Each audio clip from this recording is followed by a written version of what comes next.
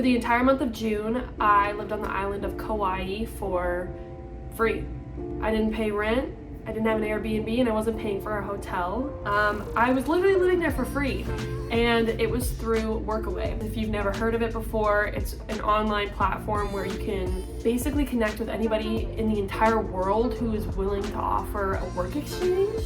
Let's say you want to go to New Zealand. You type in New Zealand, and a list of hosts will just come down, and each host has something different that they're offering. So some people might want you working on a farm, some people might want you to take care of their kids, some people might want you to clean their house. It just depends on the host. I'm just gonna kind of walk you through my experience on the Workaway platform and then my experience living in Kauai because, oh my God, because it was life-changing. And I'm not even trying to be that corny bitch, but it was life-changing. So hopefully after this video, I give you some sort of inspiration to go do this because these opportunities become more and more rare, I think, the older you get because that's when responsibilities start to set in. So if you're in your 20s, if you want to travel, I hope you can take my advice and my experience from this video and it'll, give you some motivation to do something similar because it really kind of like shapes your worldview and makes you a more worldly person, more understanding, more open-minded. But anyways, okay, so Workaway. I found the Workaway website back in February of 2021. Basically, you can sign up one of two ways. You can sign up as a single worker or as a couple. And I had a really good friend, Annabelle. She's in a ton of my videos, but I just knew the minute that you could sign up as a couple that Annabelle would be the perfect person to travel with because she's so easygoing and we both have a lot of like similarities when it comes to our living style. So I hit her up and I was like, hey, are you doing anything this summer? And I was like, do you want to go to Hawaii? There was no questions asked, she was on board. So basically when you're setting up your profile, you answer a bunch of different questions. What do you like to do? What are your skills? Where do you want to travel? And then you share like photos of you and the person you might be doing a work exchange with, or if you're an individual, just yourself. If you have a place in mind, you just search that place. So ours was Hawaii, so I looked up Hawaii, and then a list of hosts dropped down, and on each profile it tells you what type of work they're looking for in exchange for whatever they're offering. All the hosts will give you a place to stay, but some of them it kind of differs on whether they will provide you with food or transportation, but it will say that in each like description, and then it will also say what months they're looking for people to work.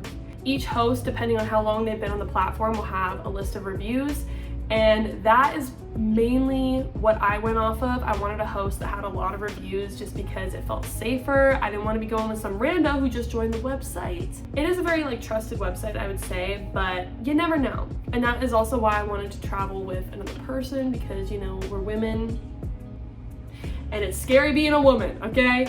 So after looking at all these different hosts, you can favorite them and then message them and be like, hey, how's it going? I'm looking for work. But this is where things got a little difficult.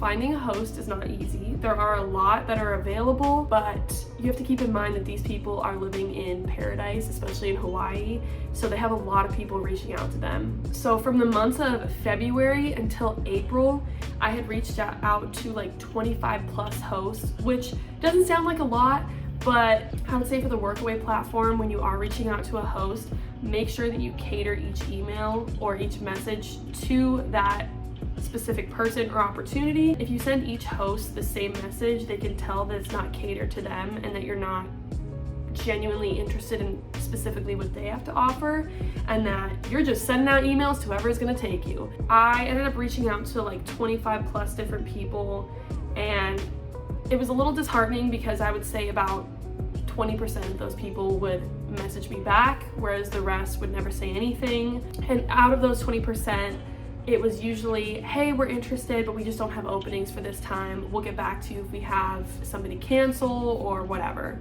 So by the end of April, I had kind of started to lose hope. I was like, damn, I don't think we're gonna get one this summer. Like, I don't think it's gonna happen. Nobody's really gotten back to me.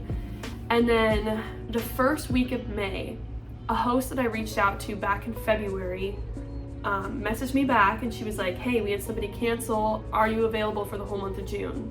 And I was like, Bro, we had like a 3-week notice, but I was like, you know what? We are not gonna get this opportunity again, and she seems serious, so let's do it. So I told her, yes, we're open for the month of June, and she was like, okay, well, you have 24 hours to purchase your flight, or else I'm giving it to another person. It was one of those moments where we were like, do we do this? Like, we have 24 hours to make a decision and buy a ticket right now to spend an entire month with some random strangers that we have never spoken to before. Like, we don't even know these people really, but there was just something telling us, like, do it. Like, why not? I mean, worst comes to worst, it's a scam and we just get a refund on our ticket. But we were like, fuck it, we need to do it. Like, this is a once in a lifetime opportunity. And so we did it. She gave us the 24-hour window. We bought our tickets in that 24 hours, sent her our screenshots. We were like, all right, we're coming in June. And then on June 1st, we flew to Hawaii. So our experience in Kauai. I feel like we got really lucky because I know a lot of people who do work exchanges end up living in a tent, and I'm just too high maintenance for that. I cannot do that. So our accommodation, they had the main house, and then they had another private home on the property where we lived on the bottom floor, and then on the top floor was a couple who was like renting out the space. We had an entire like living area that had my bed and Annabelle's bed. We had a couch, we had a bathroom with a sink, a shower, and a toilet, and we had our own kitchen, which was really nice because we were able to cook for ourselves. The work that they were looking in exchange for us to live on their property was we worked 4 hours a day, 5 days a week. So we worked 3 days on, 1 day off, 2 days on, 1 day off. And our work was from 7 a.m. to 11 a.m. and then we had the rest of the day to explore the island and do whatever we wanted. So when we first got there, we got a list of the work that needed to be done, but the list of chores did not need to be done in a day. So that was kind of nice. We were able to kind of split it up throughout the week, but it was anything ranging from dishes, laundry, vacuuming, to walking the dogs, cleaning up the yard, taking sticks and debris to the dump. What? What? I don't know.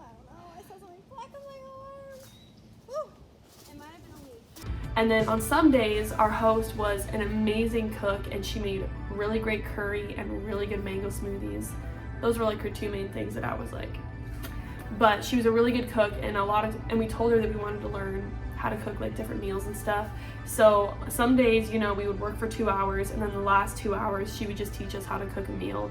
And it was really nice because her husband was vegan and she was gluten-free, and Annabelle's vegan, I'm gluten-free. So all of the meals were really like catered to our dietary needs. The one thing that was not included in our work exchange was any sort of transportation, so we kind of had to figure that out on our own. We learned the bus system really easily. I would say if you are trying to figure out the bus system in Hawaii or even in the mainland, we use this app called Move It. It has your location, you put in a destination, like let's say we wanted to go to Queen's Bath. It would just give you a road map to Queen's Bath, and it would tell you what bus you need to get on, what time. It was super handy, and it updated if the buses were running behind, whatever. So if you're looking for an app to help you with public transportation, we use Move It. But the buses were pretty cheap. I think it's like 50 cents for a shuttle and $2 for the main line. But that was our main form of transportation. We didn't have a car, and I think right now you can't even rent a car on the island because there are so many people traveling that they have nothing left.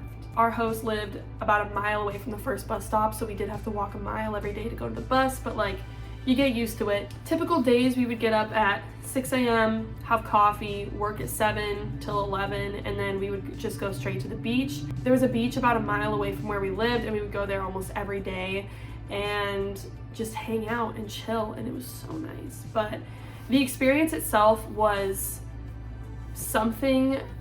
It's honestly hard to describe until you've done it. I know that's so stupid, but I think if you find yourself overwhelmed and overworked by the environment that you're in, I would really encourage you to do a work exchange in Hawaii, because it was just such a healing experience. And yes, our phones worked, they had Wi-Fi on the property, but I just felt myself not going on social media as often, and we were really like trying to immerse ourselves in the environment that we were in, and we didn't want a lot of distractions. I mean, we were reading books, we were just tanning every day, we were swimming, working, and life was just like taken down like 3 notches, and it was simplified, and it was so nice and peaceful.